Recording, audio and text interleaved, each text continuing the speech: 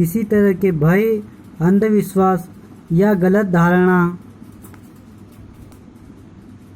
का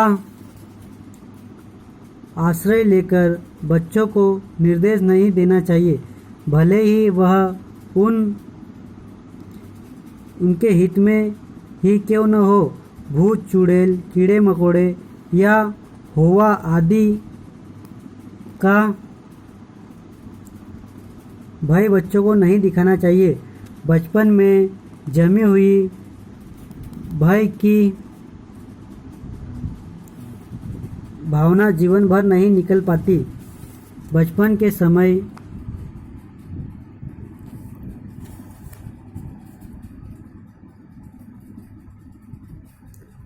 समय अवचेतन मन में समाया हुआ इस तरह का भय तगड़े, तंदुरुस्त, मोटे, ताजे व्यक्तियों को भी अंधेरे में, एकांत में कोई छोटा मोटा जानवर देख लेने पर परेशान करता है।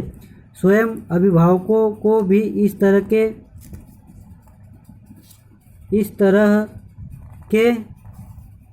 भय प्रदर्शन से बच्चों के समक्ष बचना चाहिए।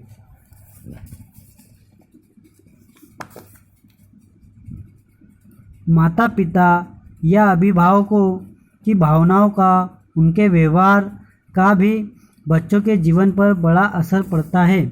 वस्तुतः घर की पाठशाला में अभिभावकों का जीवन ही बच्चों की प्रथम पुस्तक होती है।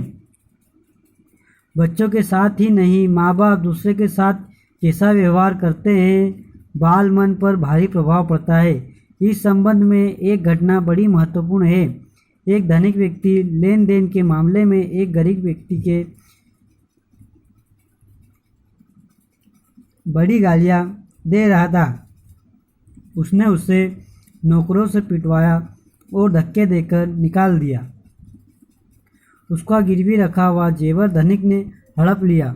गरीब बेचारा रोता चिल्लाता चला गया। बालक का कोमल हृदय यह सब सहन नहीं कर सका और अपने पिता के प्रति उसके हृदय में कटुता और घृणा की भावना पैदा हो गई। वह विद्रोही बन गया। बाप का कहना सुनना उसे बुरा लगता। ऐसे काम वह करता जिससे धनी पिता को क्लेश होता, पिता की परेशानी से प्रसन्नता होती। अंत में परिस्थिति यहाँ तक आ गई कि बड़ा होने पर उसने सारे धन पर कब्जा कर लिया और पिता को बीमारी में तड़प कर प्राण छोड़ने पड़े, लेकिन उसके हृदय पर कोई प्रभाव नहीं पड़ा। उस बहू की कहावत प्रसिद्ध है जो अपने कंधे ससुर को मिट्टी के पात्र में भोजन देती थी। एक दिन मिट्टी का पात्र फूट गया तो वह बहुत झल्लाई, कई गालियाँ दी। उसने लकड़ी का पात्र मंगवा दिया और चौके से बाहर भोजन दे दिया।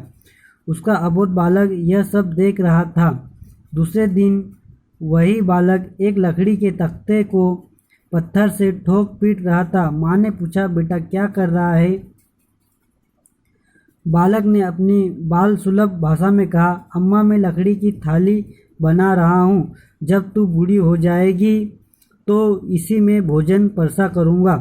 वह स्त्री हक्की बक्की रह गई और उसी दिन से वृद्ध ससुर को अच्छे पात्रों में आदर सहित भोजन देने लगी। माता पिता द्वारा नौकर, पड़ोसी, संबंधी, दुकानदार, जन साधारण से किया जाने वाला व्यवहार बच्चे के कोमल मस्तिष्क पर बहुत बड़ा प्रभाव डालता है। आवश्यकता इस बात की है कि हमें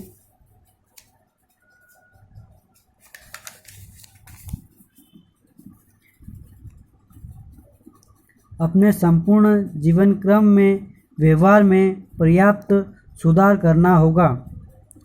कोई ऐसा दुर्व्यवहार न बन पड़े जिससे बच्चे पर विपरीत असर पड़े।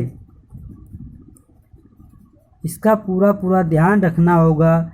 यदि हमें अपने बच्चों के चरित्र व स्वभाव व्यक्तित्व को उत्तम बनाना है, इसमें कोई संदेह नहीं है कि बच्चे पैदा होने पर माँ बाप के व्यवहार ऊपर एक बहुत बड़ी जिम्मेदारी